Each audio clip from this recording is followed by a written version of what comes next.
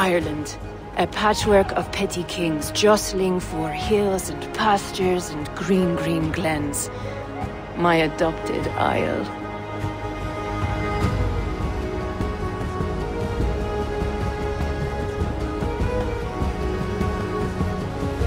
Azar, how is it that Barith, as Norse as ice, is king of Dublin? Dublin is a Viking city, Eivor. But in fact, merchants and beggars come from all parts to parade in its muddy streets. Odd to think of Barith as king of a city. It perhaps sounds grander than it is. Ireland has many kings. They litter the countryside, and Barith's throne is not secure. Flann Sinna calls the tune. Who's he? Soon to be crowned High King of all Ireland. Flann distrusts Vikings, though he needs them. Barith will find a way. As a boy, he wasn't much of a fighter, but somehow always came out all right. I'm sure what you say is true. Certainly he is loved by his people.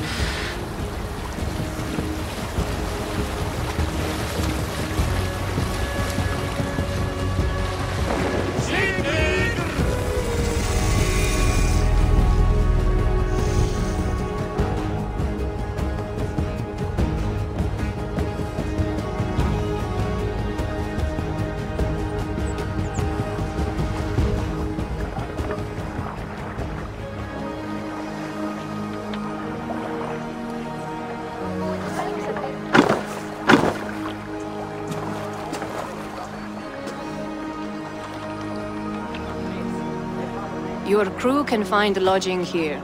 Come, let us find Barith.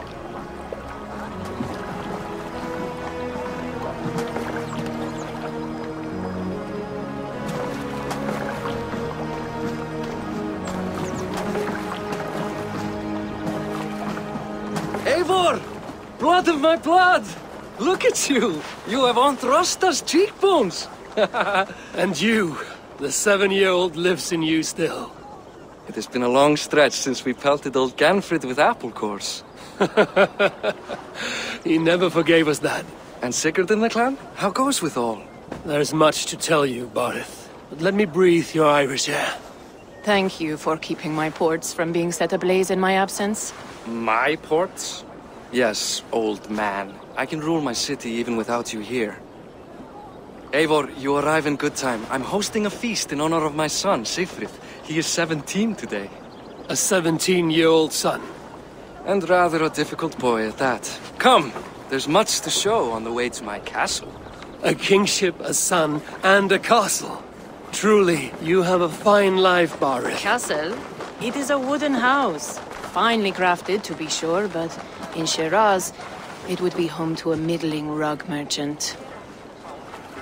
Lead me to your rock merchant's wooden hovel, Barith. Sigfrid! I expect my son to act like the future king, not roll in the muck. So Flann will take you on as his farting court jester? Think with your head and not your arse. Flann can assure my throne, which will one day be yours. That makes you the arse. Enough! Eivor, my son, Sigfrid. I'm sorry, I must clear my head. Could you speak to the boy?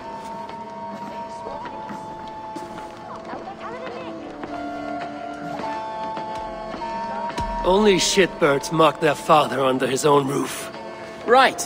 Because the cousin who just arrived has the authority over how I speak in my own home. In Norway, you'd be knocked to the ground by now. Come on then. If you've any guts worth respecting. Fine, whelp. You won't land a single punch.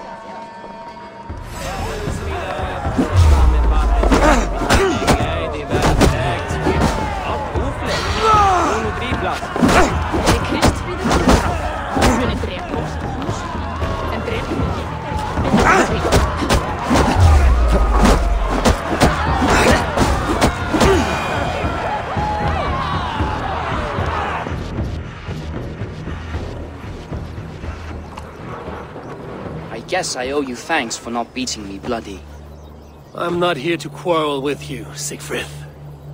Da speaks so highly of you. I wanted to see if you lived up to the stories. Does anyone? You aren't happy with how your father rules. Da has the makings of a fine king, but he chooses to play the unctuous merchant instead. A visit to Norway might do a young Viking girl like you some good. I'd love to go with Da. Maybe the homeland would kindle his warrior spirit. Give Dublin a fair and fearsome king. I've lost track of your father. Any idea where he might be? He wanted to clear his head. That means he's visiting grandfather's grave. Da has a chat with him almost every day. Barith can commune with the dead? No, his conversations are all one-sided. The grave sits at the top of the hill. I'll find him.